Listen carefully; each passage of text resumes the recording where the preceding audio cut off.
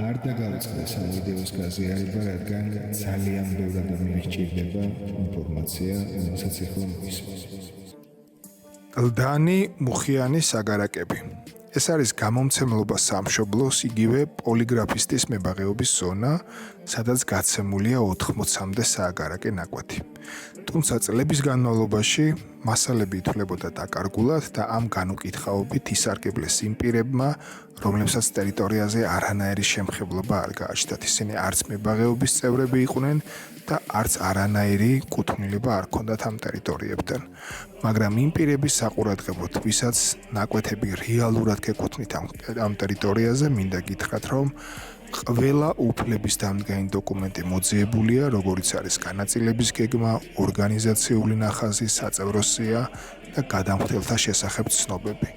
თუმცა ეს ყველაფერი მოსასწრები გაქვთ 2025 წლის ბოლომდე, რადგან ყველა ქონება, რომელსაც მესაკუთრე ვერ გამოუჩნდება, 2025 წლის შემდეგ საბოლოოდ გახდება სახელმწიფო საკუთრება.